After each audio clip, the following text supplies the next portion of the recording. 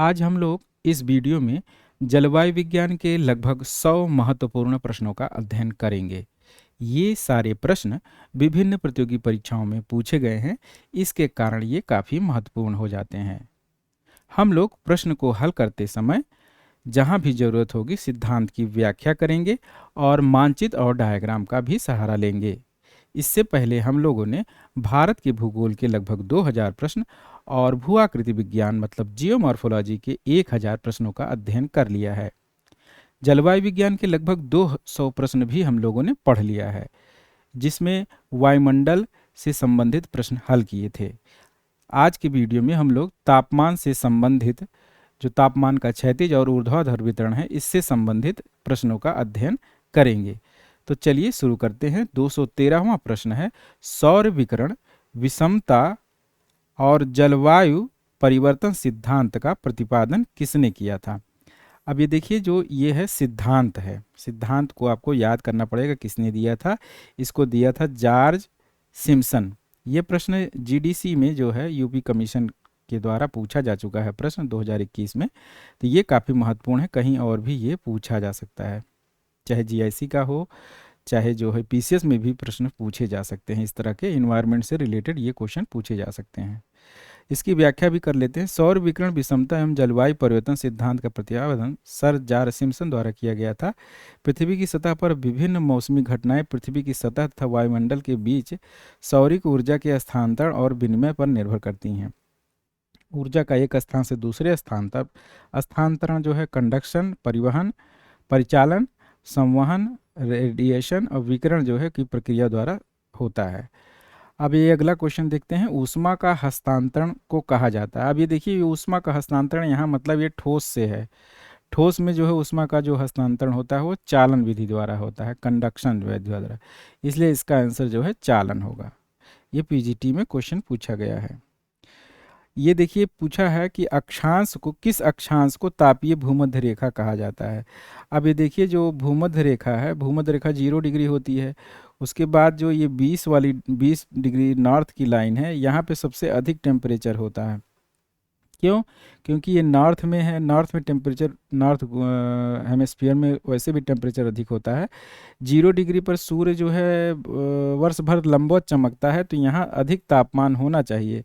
लेकिन यहाँ बादल और ये सब जो होता है, बादल के कारण उतना ऊष्मा प्राप्त नहीं हो पाती है, बल्कि जो 20 डिग्री के आसपास या जो कर्क रेखा के आसपास जो क्षेत्र होता है, वहाँ पे क्या होता है कि आसमान थोड़ा साफ होते हैं भूमध्य रेखा की तुलना में, तो वहाँ पे जो सौर्य तप है वो ज़्यादा प्राप्त होता है। तो इसलिए जो आप देखेंगे कि ग्लोब पर जो मैक्सिमम टेम्परेचर जो रिकॉर्ड किया जाता है वो जुलाई में 20 डिग्री के आसपास रिकॉर्ड किया जाता है। तो इसी कारण 20 डिग्री अक्षांश को जो है नॉर्थ वाले को, 20 नॉर्थ को जो है तापीय भूमध्य रेखा कहा जाता है। इसे क्या कहा जाता है? तापीय भूमध्य रेखा। इसीलिए इसको तापीय भूमध्य रेखा कहा जाता है 20 नॉर्थ को। ये महत्वपूर्ण प्रश्न है। अब देखिए, यही व्याख्या दिया होगा उसमें। अब अगला क्वेश्चन है ऊष्मीय विषुवत रेखा। देखिए यही चीज़ फिर पूछे हैं, ऊष्मीय विषुवत रेखा कहाँ पाई जाती है? विषुवत रेखा के नॉर्थ में, क्योंकि जो साउथ हेमिस्फीयर होता है उसमें जल की अधिकता होने के कारण तापांतर या ताप जो है अधिक नहीं हो पाता है जल की विशिष्ट ऊष्मा के कारण। तो इसमें जो उत्तर होगा विषुवत रेखा के उत्तर में। तो 216 प्रश्न का उत्तर जो हो जाएगा ए। अब जो है अगला प्रश्न है, जब डैश तब हवा को स्थिर माना जाता है। तब ये देखिए, ये रुद्धोष्म पतन दर जो होता है वो अधिक होगा, तब जो है ये स्थिर माना जाएगा। हवा का सामान्य पतन दर से रुद्धोष्म पतन दर जो है अधिक होगा। जो रुद्धोष्म पतन दर होता है, हवा का सामान्य पतन 6.5 डिग्री सेंटीग्रेड होता है, जबकि रुद्धोष्म पतन दर जो होता है वो 10 होता है, 10 डिग्री सेंटीग्रेड। अब जो है रुद्धोष्म पतन दर में होता क्या है कि ये जो सामान्य हवा का ताप पतन दर होता है, ये ओपन सिस्टम में होता है। जैसे हवा ऊपर जा रही है मतलब टेम्परेचर अधिक हो रहा है तो प्रेशर भी अधिक होगा। लेकिन जो रुद्धोष्म पतन दर होता है उसमें होता क्या है कि जब हवा जो बाहरी संपर्क में नहीं आती। जैसे हवा ऊपर उठ रही है तो हवा का प्रसार होता है, तो जब हवा का प्रसार होता है तब वो जो है ठंडी होती है।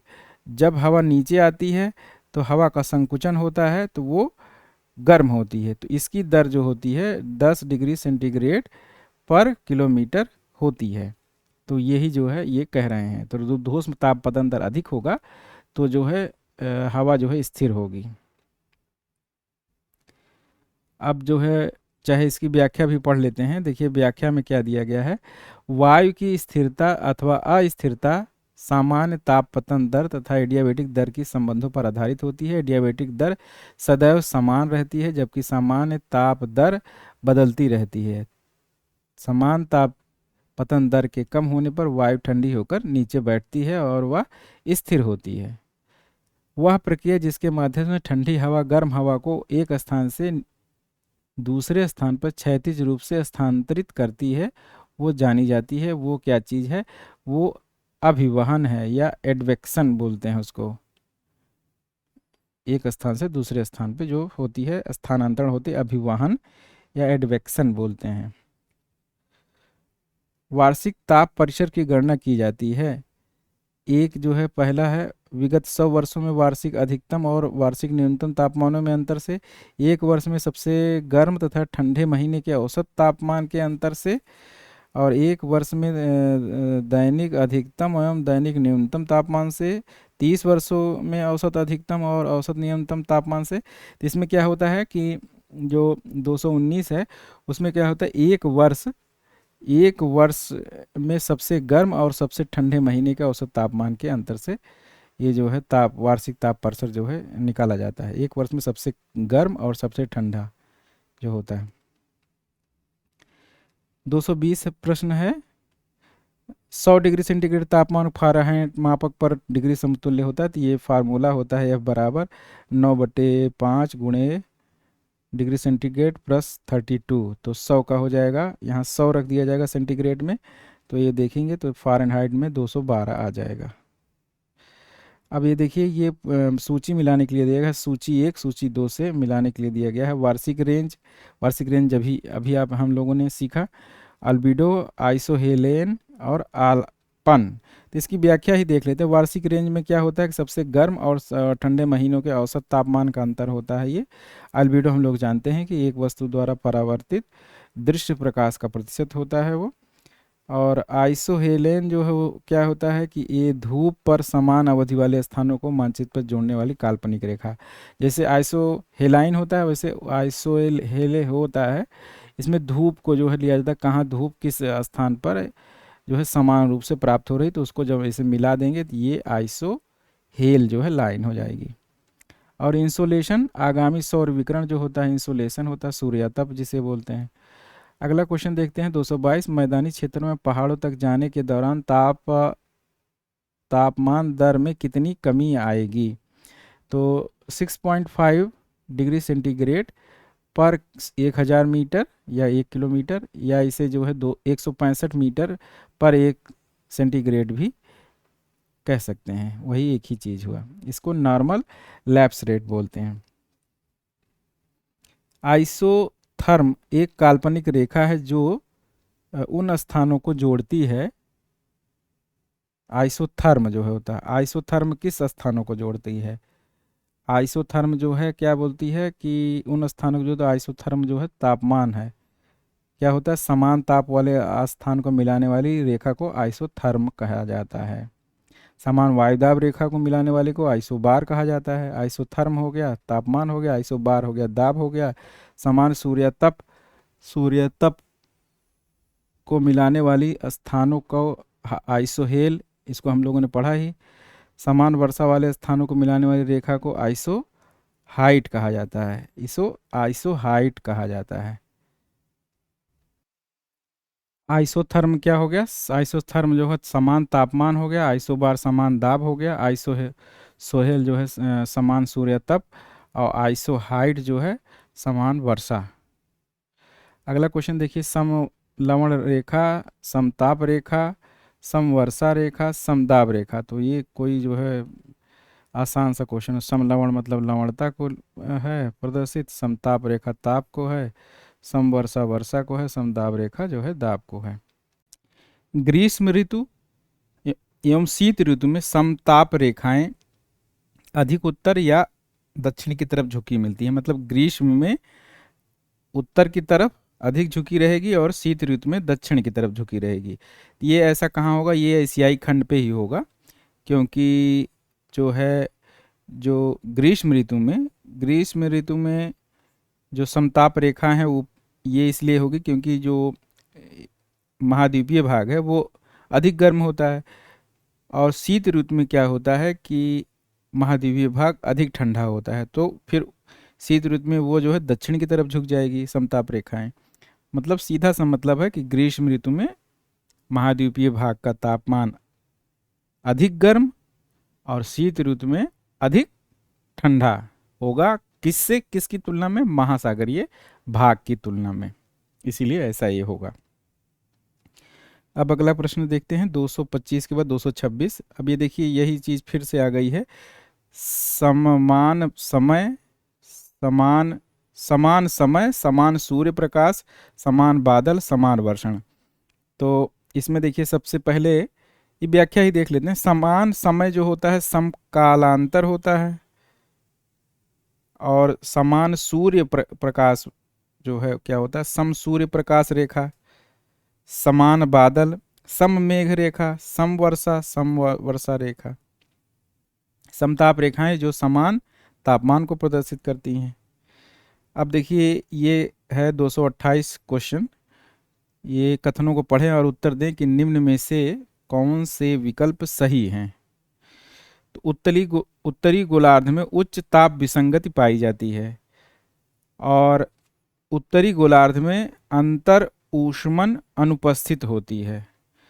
देखिए जो उत्तरी गोलार्ध होता है उसमें क्या होता है कि जो महाद्वीपीय भाग ज़्यादा पाया जाता है, इसलिए जो है तापमान विसंगति होती है। महाद्वीपीय भाग अधिक पाया जाता है, इसलिए तापमान विसंगति होती है, तापांतर अधिक होता है स्थल और जल का। क्योंकि यहाँ पे महाद्वीप ज़्यादा है इसलिए तापमान अधिक होगा।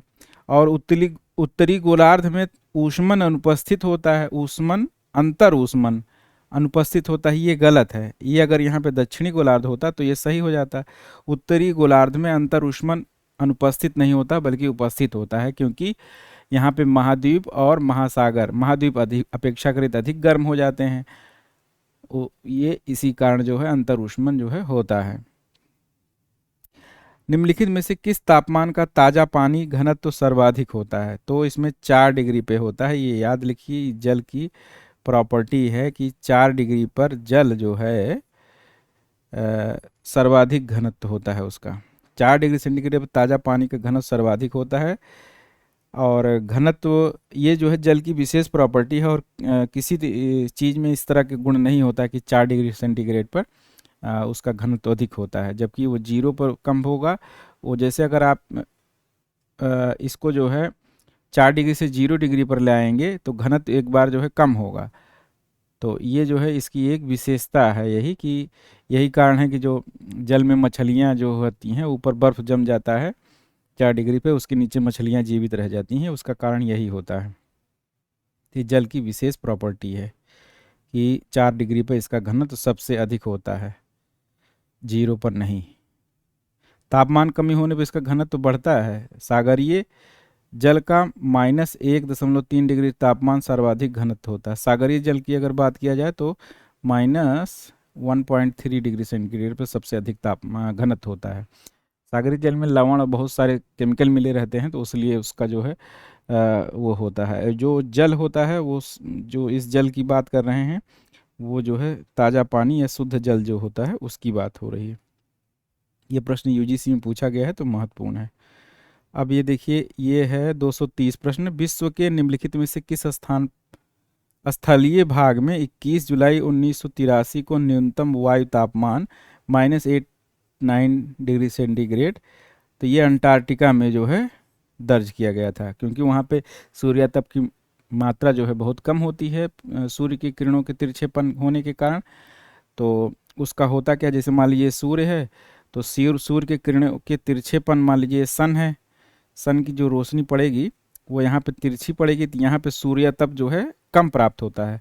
तो सूर्य तप के कारण जो है तापमान कम होता है, और इसीलिए सबसे कम तापमान यहाँ पे रिकॉर्ड किया गया था। और देखिए ये दिया गया है, वही चीज़ दिया गया है कि 21 जुलाई 1983 को 89 डिग्री सेंटीग्रेड तापमान दर्ज किया गया था। और बाकी बर्फ, इसके अलावा दूसरा सबसे कम तापमान जो है कहाँ पे था, वो बर्खोयांस्क में जो है दर्ज किया गया है।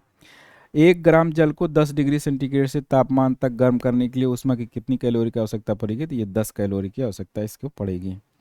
किसी स्थान के मध्य तापमान और इसके अक्षांश के मध्य तापमान के अंतर को क्या कहा जाता है, तो ये जो है क्या होता है, ये होता है ताप असंगति। किसी स्थान के मध्य तापमान और उसके अक्षांश के मध्य तापमान के अंतर को ताप विसंगति कहा जाता है या ताप असंगति कहा जाता है।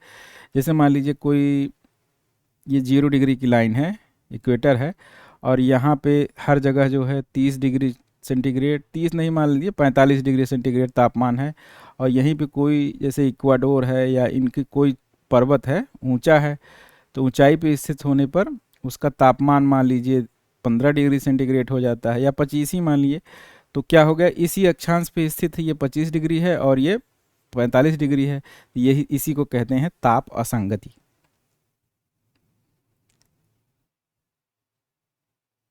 अब तापमान में एडियाबेटिक बदलाव किस कारणवश होता है, देखिए जो एडियाबेटिक होता है, एडियाबेटिक में क्या होता है, जब हवा को ऊपर या नीचे जाती है तो क्या हो, जब ऊपर जाती है तो उसका प्रसार होता है, जैसे मान लीजिए ऊपर जा रही है, तो जब ऊपर जाएगी तो इसका प्रसार होता जाएगा, तो जब इसके आयतन में वृद्धि होगी तो उसके जो हवा का जो तापमान है वो कम हो जाएगा, टेम्परेचर कम हो जाएगा।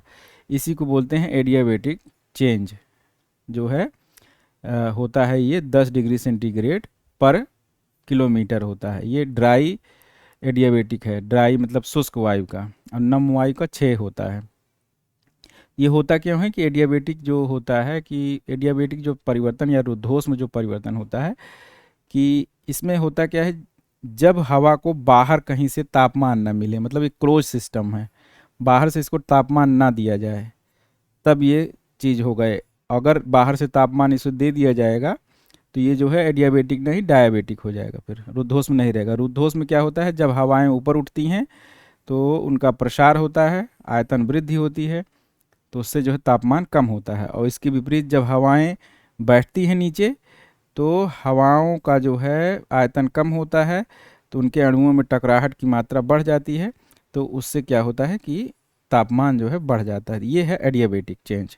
एडियाबेटिक चेंज जो है रेट जो होता है 10 डिग्री सेंटीग्रेड होता है शुष्क वायु का, और जब नम वायु हो जाती है तो उसका होता है 6 डिग्री। ये वर्षण में जो है ज़्यादा यूज होता है, पढ़ा जाता है इसको। अगला प्रश्न है भूमध्य सागरीय जलवायु की विशेषता है।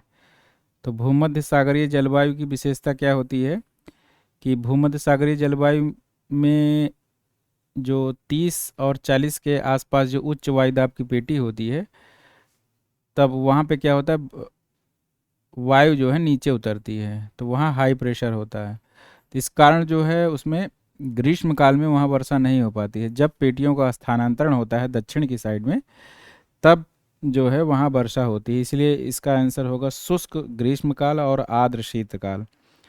तो जो फिर जब स्थानांतरण होता है पेटियों का दक्षिण साइड में, तो हवाएं जो है वहाँ नमी ला करके वर्षा कर पाती हैं भूमध्य सागरीय जो जलवायु के आसपास जो क्षेत्र होते हैं, तो इसीलिए वे क्षेत्र जो है भूमध्य सागरीय जलवायु कहलाते हैं, जहाँ रसेदार फल जो है सबसे अधिक मात्रा में पाए जाते हैं। तो वहाँ मेन होता है शुष्क ग्रीष्मकाल और शीत आर्द्रकाल, वो उसका कारण वही है जो पेटियों का स्थानांतरण होता है। इसको जब डिटेल जब जलवायु पढ़ा जाएगा उसके प्रकार में, तब और अच्छे से बताया जाएगा। लिखिए इसमें व्याख्या में दिया है, जलवायु विषुवत रेखा के दोनों तरफ 30 से 45 डिग्री अक्षांश के मध्य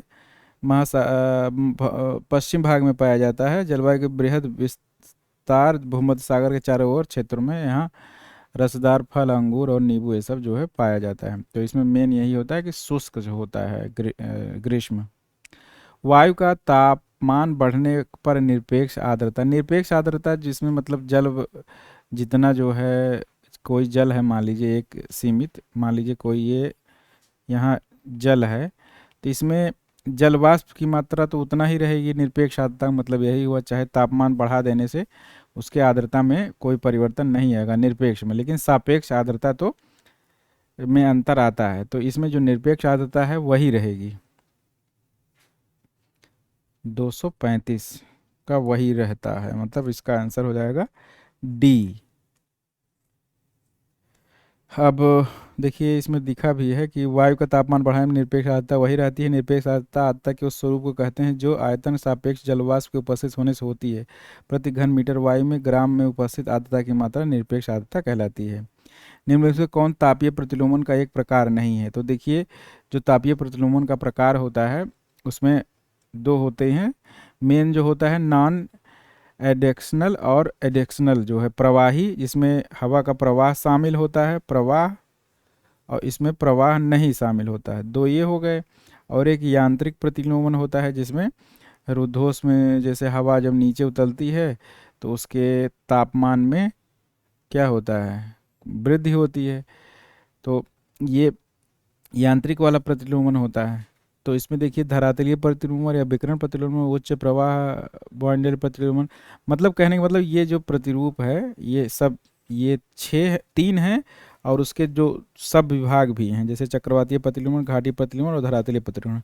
इसमें क्या होता है, हवा के प्रवाह इसमें शामिल होता है, लेकिन इसमें जो अप्रवाही या विकिरण प्रतिलोमन या धरातलीय प्रतिलोमन ये मेन यही होता है जो अक्सर एग्जाम में पूछा जाता है। तो इसमें अक्षांशीय प्रतिलोमन कोई प्रकार नहीं होता है और बाकी ये सब होता है। तो इसमें आंसर हो जाएगा ए। देखिए कौन सा तापीय प्रतिलोमन प्रकार नहीं है, तो इसमें यही फिर अक्षांशीय प्रतिलोमन हो जाएगा। बर्फ से सीधे जलवाष्प रूपांतरण की प्रक्रिया क्या कहते हैं? इसको ऊर्ध्वपातन कहते हैं। और अगला प्रश्न है 239, वायुमंडल की निम्नलिखित परतों में किसमें तापमान 6.5 डिग्री सेंटीग्रेड गति से है? तो ये तो बहुत क्वेश्चन कॉमन है, परिवर्तन मंडल या क्षोभ मंडल। वायु राशि की स्थिरता और अस्थिरता की डिग्री के निर्धारण के लिए किस उपकरण का प्रयोग किया जाता है? तो वायु राशि की स्थिरता और स्थिरता के लिए जो है ये फैक्ट है, इसे आप लोग याद कर लीजिए। ये है रेडियो सांडेस। देखिए विस्कोमीटर होता है विस्कोसिटी नापने के लिए, सोनार जानते ही हैं, पीएच मीटर, ये सब अलग ही है।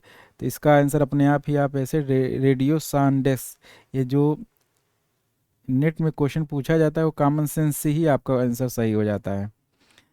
इसके बारे में हम लोग जानते ही हैं कि जो विस्कोमीटर होता है, विस्कोसिटी श्यानता जो बोलते हैं, गाढ़ापन कोई द्रव कितना है ये नापा जाता है।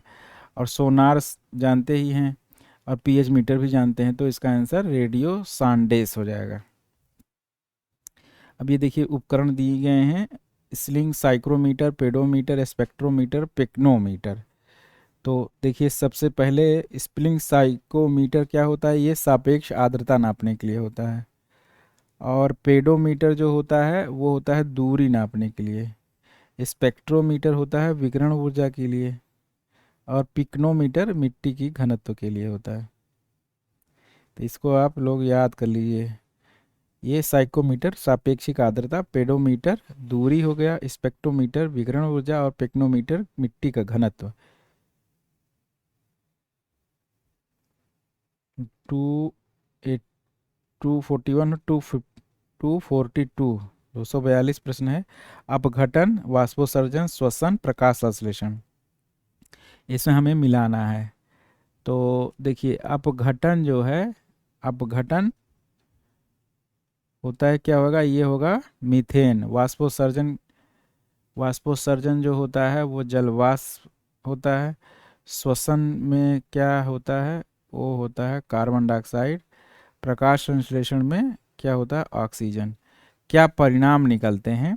तो अपघटन जब हो जाता है किसी चीज़ का तो मीथेन निकलता है, मीथेन, मीथेन। और वाष्पोत्सर्जन होता है तो क्या होता है, जलवाष्प निकलती है। श्वसन होता है तो कार्बन डाइऑक्साइड निःसृत किया जाता है। प्रकाश संश्लेषण के बाद क्या बनता है? ऑक्सीजन बनती है, ऑक्सीजन।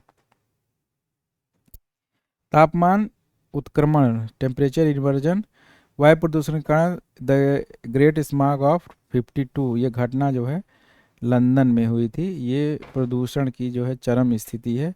क्या होता है, जब तापीय उत्क्रमण होता है तो नीचे के धरातल ठंडा हो जाता है और ऊपर गर्म रहता है, तो फॉग या का निर्माण होता है। और अगर उसमें फॉग में जो प्रदूषण ये सब तत्व शामिल हो जाते हैं तो स्मॉग जो है ये काफ़ी विषैला हो जाता है।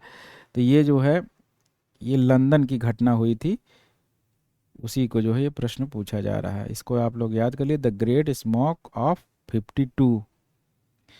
क्षोभमंडल के तापमान में गिरावट को किस रूप में जाना जाता है? तो ये है ह्रास दर होता है, ह्रास दर। अब अगला क्वेश्चन है, अधिकतम तापमान किन रेखाओं के अंकित किया जाता है? तो अभी शुरुआत में मैंने बताया कि जो विषुवत रेखा के उत्तर में जो है 20 डिग्री के आसपास सबसे अधिक टेम्परेचर अंकित किया जाता है। तो यहाँ ऑप्शन के हिसाब से अगर देखेंगे तो इसका आंसर सी हो जाएगा। विषुवत रेखा के उत्तर में 5 डिग्री अक्षांशों पर, इसका सही से आंसर 20 होना चाहिए। इसका आंसर हो जाएगा सी, 245 का सी। अब 246 देखते हैं। निम्नलिखित कौन सा अप्रवाही तापीय प्रतिलोमन से संबंधित नहीं है? अप्रवाही मतलब जिसमें प्रवाह वायु का शामिल ना हो। तो इसमें अप्रवाही में जो होता है, एक होता है धरातलीय प्रतिलोमन या विकिरण प्रतिलोमन, और दूसरा जो होता है जो समताप मंडल में होता है। तो दो ही होता है, तो मेन यही होता है धरातलीय प्रतिलोमन। तो इसमें कौन सा संबंधित नहीं है? तो इसमें लंबी शीत जाड़ रात्रि होते, खुला आसमान होना चाहिए, मंद वायु होना चाहिए, और धरातल के पास शुष्क हवा की स्थिति होनी चाहिए। तो ये सब सही है, तो इसमें आंसर जो है प्रश्न ही गलत है। तापीय प्रतिलोमन में कौन सी उपयुक्त दशा नहीं है? शीत ऋतु में शांत और साफ आकाश ठीक है। धरातल का प्रकृति वनस्पति से आवृत होना, ये जो है नहीं होना चाहिए। उसका वनस्पति से नहीं बल्कि बर्फ या ठंडी सतह हो, तो जो है तापीय प्रतिलोमन सही से होता है।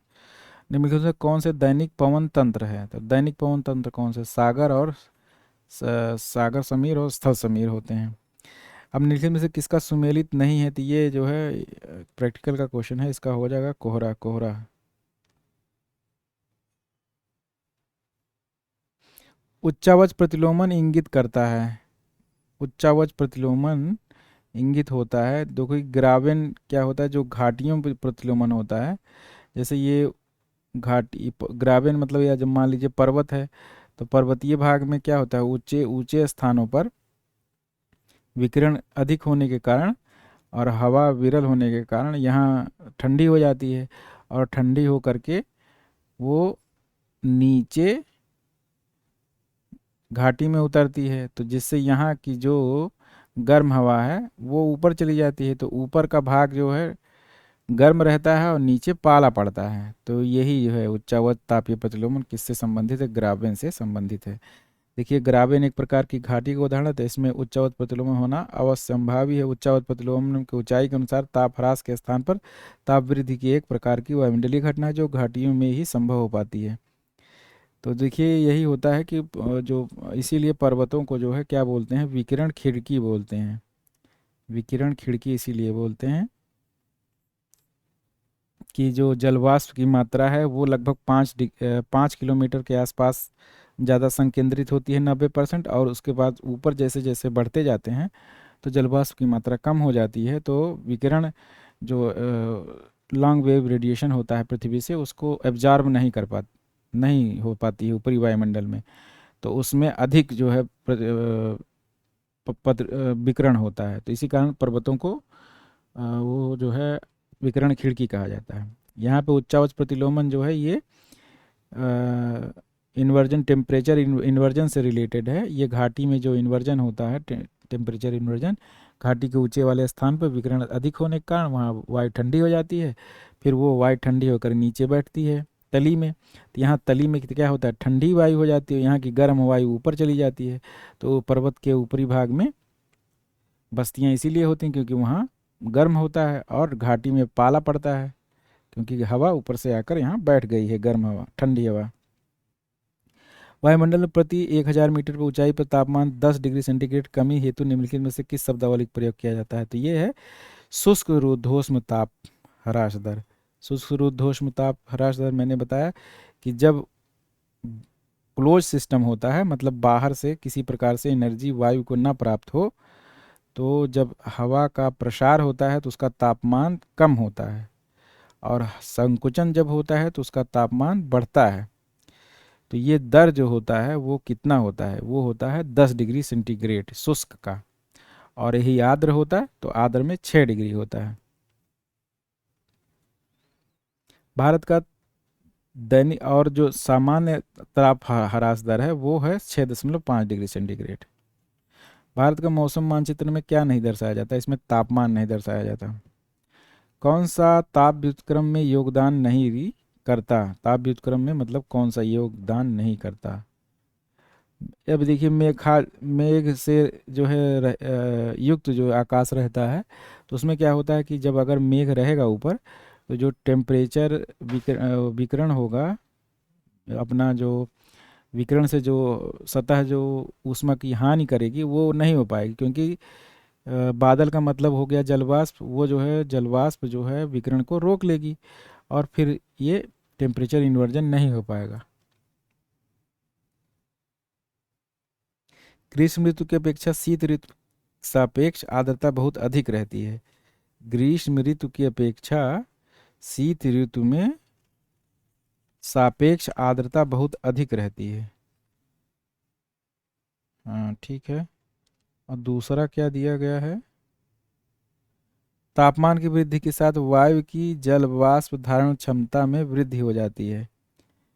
तापमान के साथ, तो इसमें देखिए ए असत्य है और आर सत्य है।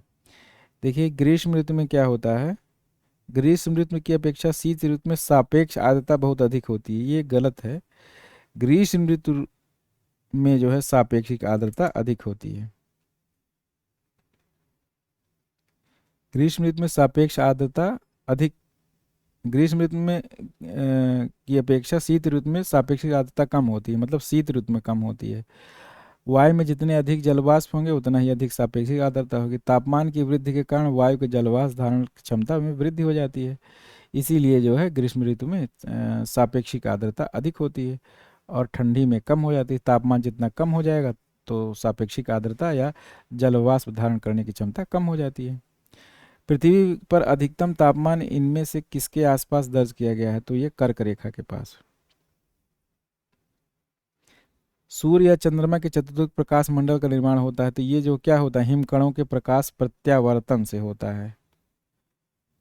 निम्नलिखित में से कौन वैश्विक ऊष्मन का प्रमाण नहीं है? वैश्विक ऊष्मन का, देखिए, वायु तापमान में वृद्धि सही है, तापमान और महाद्वीपीय हिम नदियों पर पिघलना ये भी सही है, वर्षा प्रारूप में परिवर्तन ये भी सही है, नगरीकरण और निर्वहनीकरण ये जो है वैश्विक ऊष्मन का प्रमाण नहीं है, बल्कि इसके कारण जो है वैश्विक ऊष्मन होता है।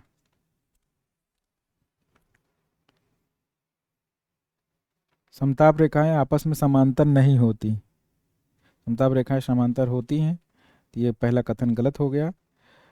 और पृथ्वी का तापमान की भिन्नता व्यवस्थित नहीं होती, पृथ्वी पर तापमान की भिन्नता व्यवस्थित नहीं होती, तो ये सही है, ए इसका आंसर डी हो जाएगा।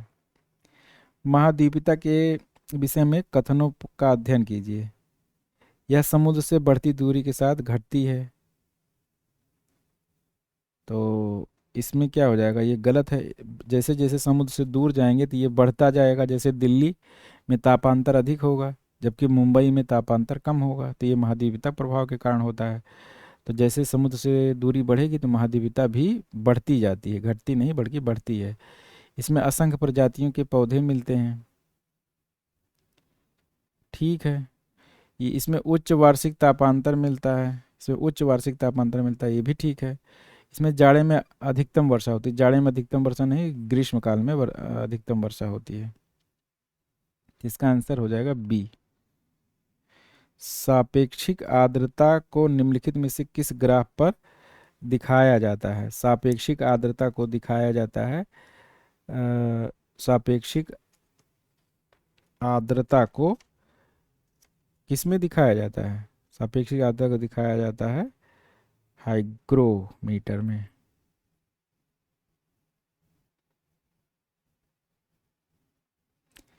तापमान एवं वर्षा का संबंध निम्नलिखित में से किस आलेख पर दिखाया जाता है? तो हीदर ग्राफ है। ये हीदर ग्राफ, क्लाइमेग्राफ, ये सब पूरा जो है मिला लीजिए। हीदर ग्राफ ताप का हो जाएगा, क्लाइमेग्राफ सापेक्षिक जाता है, बायोमीटर दाब हो जाएगा, तारा चित्र दिशा हो जाएगा। परिवर्तन मंडल क्षोभ मंडल में तापमान ऊंचाई के साथ घटता जाता है, ये सब क्वेश्चन आ चुका है। शुष्क रुद्धोष्म ताप पतन दर किस में होता है? ये होता है 10 डिग्री सेंटीग्रेड पर किलोमीटर। इसमें ऑप्शन में नहीं दिया तो इसलिए इसका आंसर डी हो जाएगा। आइसोहेलाइन द्वारा प्रदर्शित किया जाता है 265। तो इसमें समान धूप की रेखा जो है, ये भी क्वेश्चन आ चुका है। तापीय प्रत्यावर्तन घटना निम्नलिखित में से कहाँ घटित होती है? तो ये हो जाएगा घाटियों के ऊपरी भाग में होगा, घाटियों के ऊपरी भाग में। अभी मैंने बताया अभिवाहनिक व्युत्क्रमण होता है। एडवेक्शनल जो है, जो होता है एडवेक्शनल इन्वर्जन, इसमें अभिवहन जैसे शब्द से है, ये इसमें क्या होता है कि वहन होता है हवा का। तो देखिए जो एडवेक्शनल जो इन्वर्जन होता है वो, जैसे हम लोगों ने पढ़ा था कि एक होता है चक्रवात का, एक होता है चक्रवातीय जो शीतोष्ण चक्रवात होता है वहाँ पे, और दूसरा होता है कोई ठंडी हवा या गर्म हवा का इस प्रकार जो है संचलन हो कि ठंडी हवा नीचे आके बैठ जाए और ऊपर गर्म हवा हो जाए, तो इन्वर्जन होगा। दो हो गया। और तीसरा जो घाटी में जो इन्वर्जन होता है, घाटी प्रतिलोमन जो होता है, जो अभी इसके पहले मैंने समझा, तो तीन प्रकार का अभिवहनिक व्युत्क्रमण होता है एडवेक्शनल इन्वर्जन।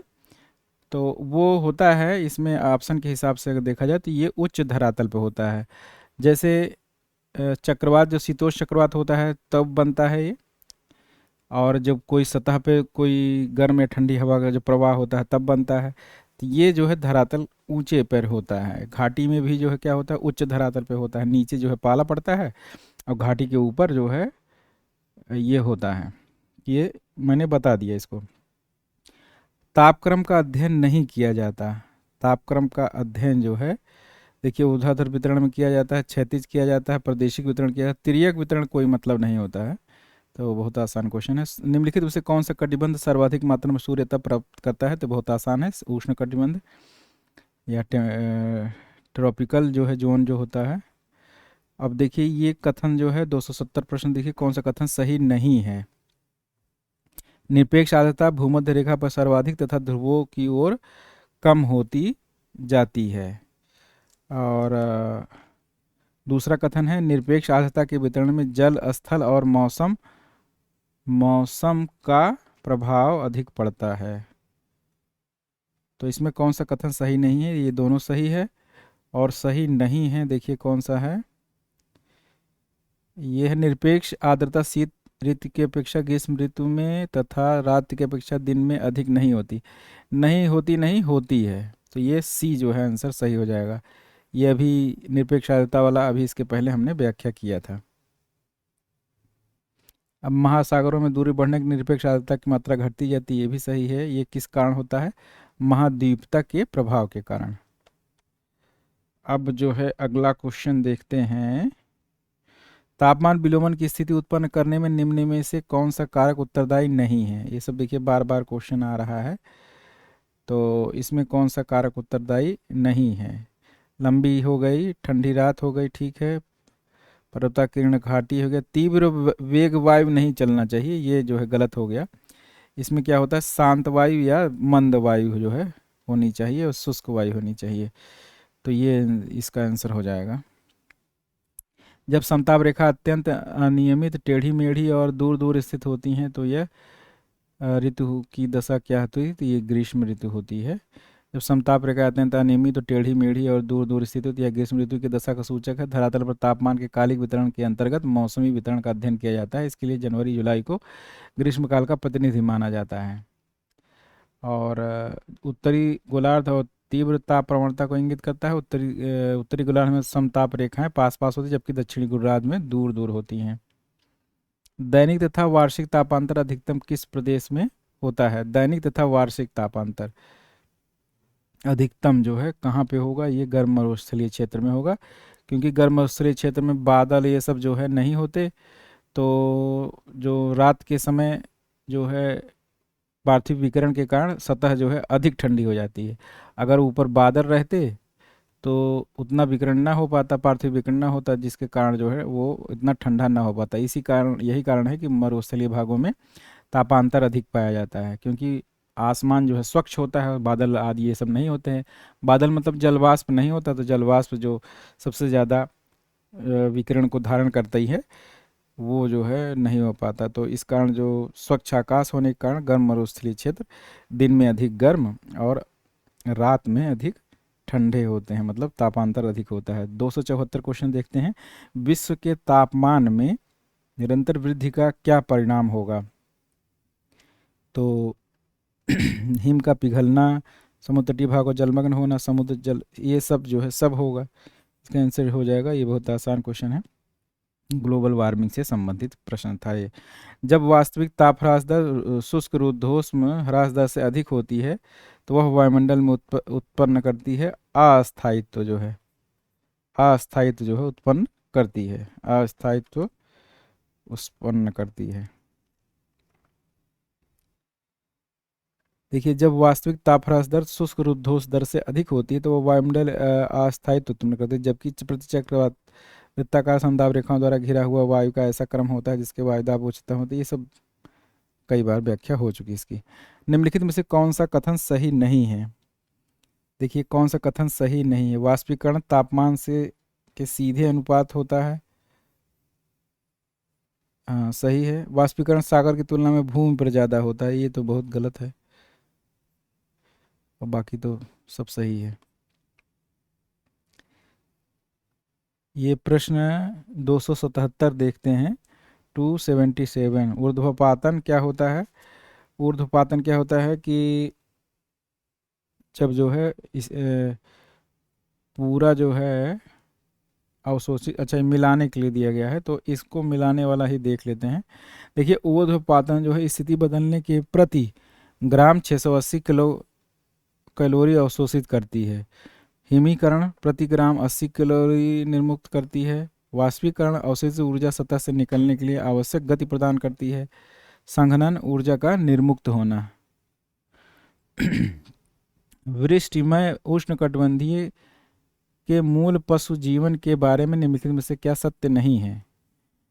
तो उष्णकटिबंधीय जो जीवन में है उसमें क्या होते हैं, वृष्टि में जहाँ होता है तो वहाँ सही नहीं है पूछ रहे हैं, तो वहाँ वृक्षीय जीव जंतु की अल्पता नहीं होती बल्कि अधिकता होती है। वहाँ वहाँ अधिकता होती है, क्योंकि जब वृष्टि में उष्णकटिबंधीय ट्रॉपिकल जो होते हैं सदाबहार वन पाए जाते हैं, क्योंकि वर्षा अधिक होती है। निम्नलिखित कथनों की जांच कीजिए और नीचे दिए गए कूटों की सहायता से सही उत्तर चयन कीजिए। वायुमंडल पवन, वायुमंडल वायुमंडलीय पवन कभी पूर्णतया शुष्क नहीं होती। जल कण वायुमंडलीय परिमाण का 4% तक अधिग्रहण कर सकते हैं। वायुमंडल में जल के कण हमेशा अदृश्य रहते हैं। तो इसमें जो है 1 और 2 सही है कि पूर्णतः शुष्क नहीं रहती, ये बात सही है। और अधिकतम 4% तक जो है जलवाष्प जो है ग्रहण कर सकते हैं, ये भी सही है। तो 1 और 2 सही हो जाएगा। अब वायुमंडल जल के कण हमेशा अदृश्य होते रहते हैं, अदृश्य रहने थे, दृश्य होते हैं। निम्नलिखित में से कौन सा युग्म सही सुमेलित नहीं है? देखिए क्या दिया है। वाष्पीकरण द्रव को गैस में बदलने की प्रक्रिया है, ठीक है। संघनन गैस से द्रव में बदलने की प्रक्रिया है। तत्व ऐसा पदार्थ जो साधारण से रासायनिक भौतिक वियोजन नहीं कर सकते, ये भी सही है। चालन जो है विविक्त पदार्थों के छोटे टुकड़े जो सतह का कार्य करते हैं, जिन पर जल कण संघनित होते हैं, तो ये गलत है जो है। चालन किसी वस्तु में पदार्थों के अणुओं द्वारा ऊष्मा के स्थानांतरण और गमन को चालन कहते हैं। चालन की क्रिया के अंतर्गत अणु स्पर्श द्वारा एक दूसरे अणु को ऊष्मा प्रदान करते हैं, तो चालन के लिए है ये सब बहुत कॉमन सेंस के क्वेश्चन हैं। इसको जानबूझकर जटिल बनाया जाता है, लेकिन देखने में जो है बहुत क्वेश्चन ध्यान से पढ़िए तो समझ में आ जाता है। निम्नलिखित स्थितियों को पढ़ें। मेघाच्छादित आकाश, ठंडी शुष्क वायु, तेज पवन, लंबी शीतकालीन रातें। तो ये इसमें जो है तेज पवन नहीं होना चाहिए, ताप विलोमता के बारे में है। तो 2 और 4 हो गया। और मेघाच्छादित आकाश नहीं, मेघ रहित आकाश होना चाहिए। तो 2 और 4 सही हो जाएगा। ऊंचाई में वृद्धि के साथ तापमान में वृद्धि क्या कहलाती है? ये लैप्स रेट होता है ऊंचाई में वृद्धि के साथ। तो इसका आंसर हो जाएगा ए। अच्छा, ये कह रहे हैं नहीं, गलत मैं सोच रहा, हम सोच रहे हैं सामान्य ताप दर पहुँचे। इसमें कह रहे हैं ऊंचाई में वृद्धि के साथ तापमान में वृद्धि। जैसे ऊंचाई में वृद्धि के साथ अगर तापमान भी बढ़ जाता है तो ये ताप व्युत्क्रमण कहलाता है। ये ताप व्युत्क्रमण है। इसको बार बार हम लोग पढ़ चुके हैं इसको, कि जैसे हम क्षोभ मंडल में ऊपर जाते हैं तो तापमान जो है क्या होता है, 6.5 डिग्री सेंटीग्रेड पर किलोमीटर कम होता है, क्योंकि हवाओं का माध्यम जो है विरल होता जाता है। लेकिन अगर किसी कारण से हम ऊपर जब जाएं और तापमान घटने के बजाय बढ़ने लगे तो वही क्या है, ताप व्युत्क्रमण है। वही ये पूछ रहे हैं। इसमें 10-15 प्रश्न और है, इसको ख़त्म करते हैं। वो ये कथन दिया गया है, उष्णकटिबंधीय जलवायु विशेष भौगोलिक अंश हैं। आर विश्व की जनसंख्या 75 से अधिक प्रतिशत जो है, अधिक जो है 30 नॉर्थ और 30 साउथ अक्षांश के बीच निवास करता है। तो इसमें जो है ए सही हो जाएगा, और ये व्याख्या भी जो है करते हैं। उष्णकटिबंधीय जलवायु विशेष भौगोलिक अंश हैं। विश्व की जनसंख्या का 75% से अधिक नॉर्थ और इसके बीच निवास करते हैं।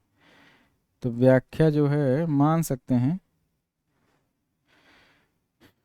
व्याख्या भी करता है, मान सकते हैं। निम्नलिखित में से कौन वायुमंडलीय ऊर्जा का स्रोत है? तो इसमें गुप्त ऊष्मा जो है स्रावित होती है। वायुमंडलीय ऊर्जा का मुख्य स्रोत जो है क्या है, वो है गुप्त ऊष्मा, जो संघनन द्वारा नहीं, जल वाष्प। वो जल वाष्प जब वाष्पोत्सर्जन होता है तो वाष्प ऊपर जाती है और उसका संघनन होता है तो लेटेंट हीट जो है रिलीज होती है। तो वायुमंडलीय ऊर्जा का मुख्य स्रोत जो है यही है।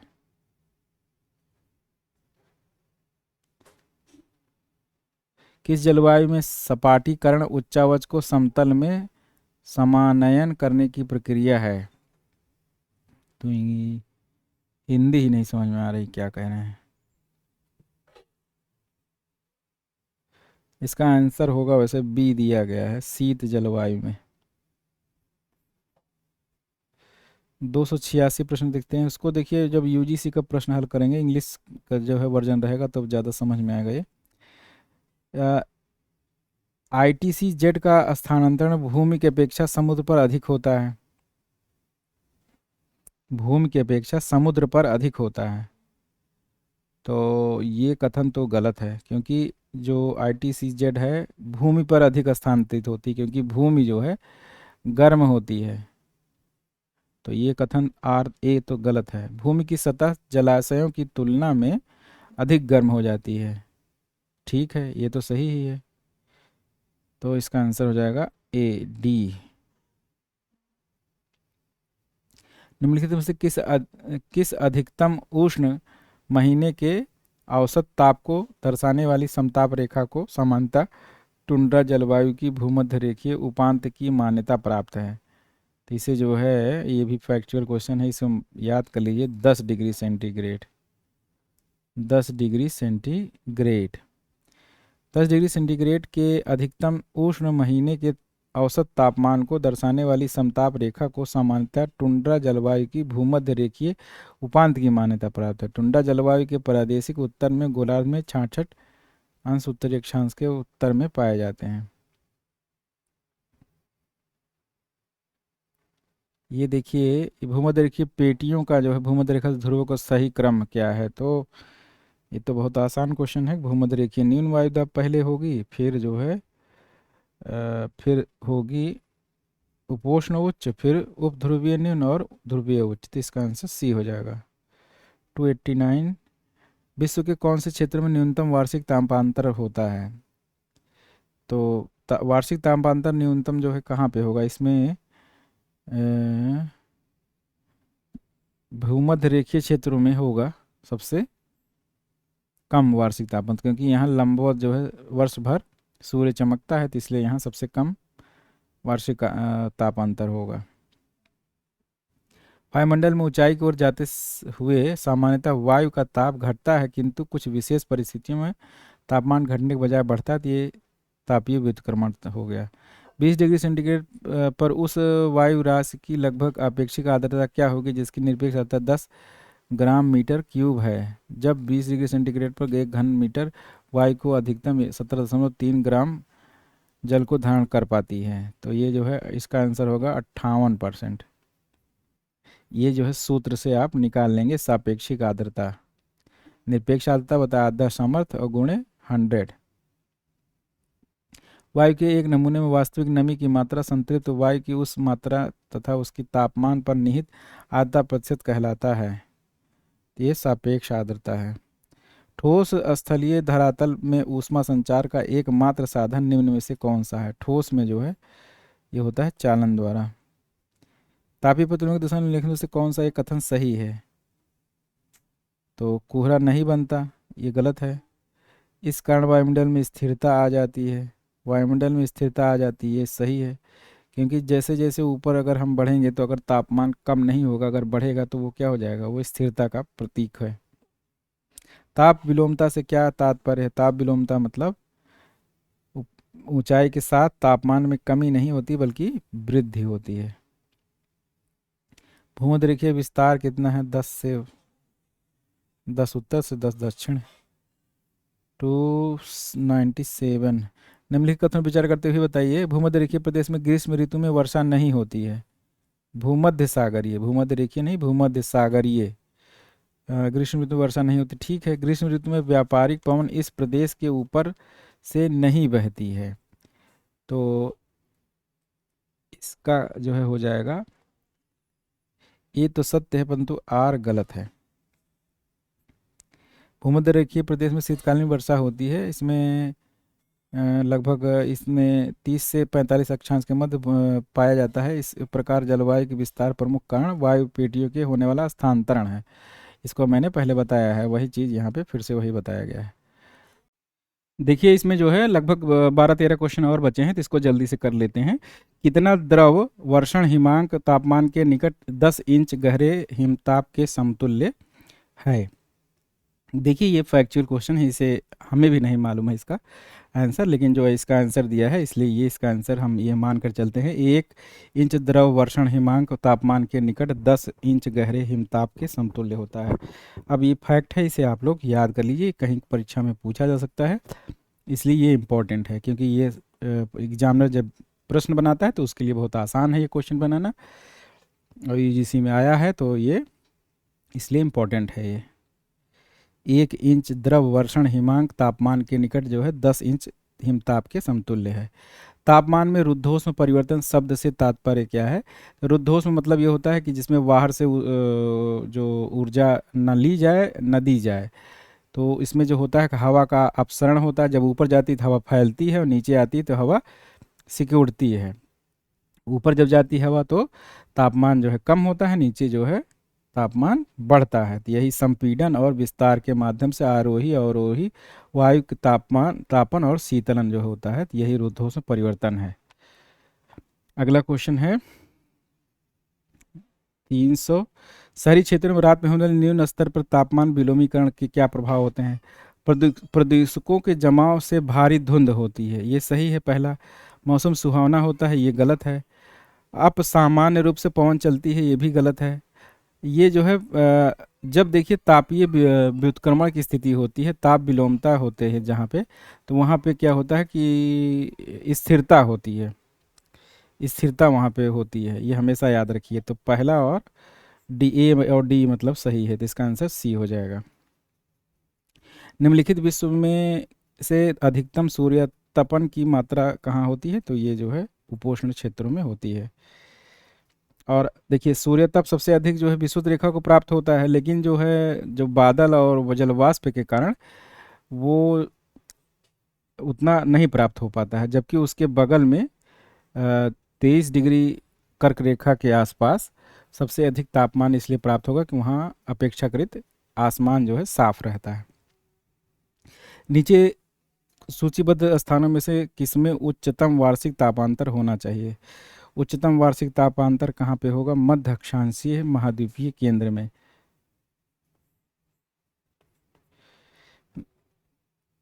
वार्षिक तापांतर जो है अधिकतम होगा, अधिकतम वार्षिक तापांतर वहाँ होगा जहाँ पे देखिए मध्य अक्षांशीय महाद्वीपीय केंद्र के दिन के समय तापमान अत्यधिक ज़्यादा हो जाता है, जबकि रात के समय तापमान अत्यधिक कम हो जाता है। तो ये जो है मध्य अक्षांशीय क्षेत्र में होगा।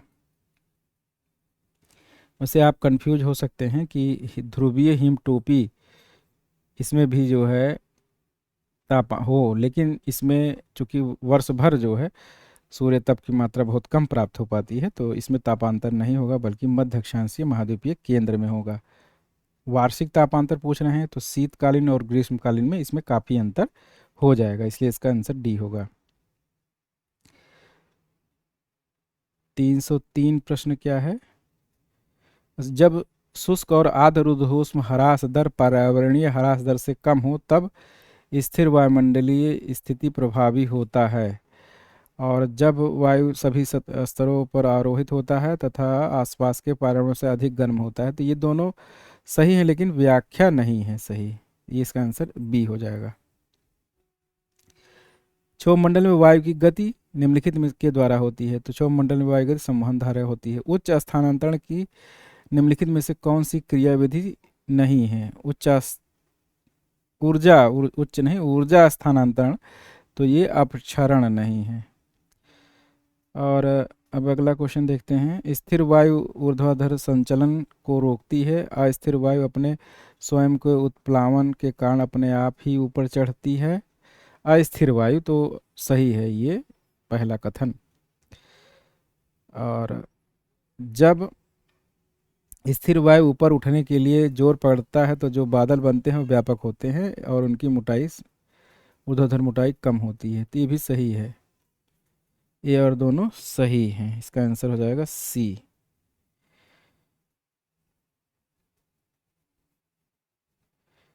अब देखिए निम्न में से किस प्रकार की आर्द्रता को प्रति किलोग्राम वायु में जलवाष्प की मात्रा में व्यक्त किया जाता है? तो ये विशिष्ट आर्द्रता है। निम्नलिखित में कौन सा एक कारण तापमान का पृथ्वी की सतह पर वितरण को प्रदर्शित नहीं करता? ये वायुमंडलीय दबाव है, तापमान का ये दबाव नहीं प्रदर्शित करता।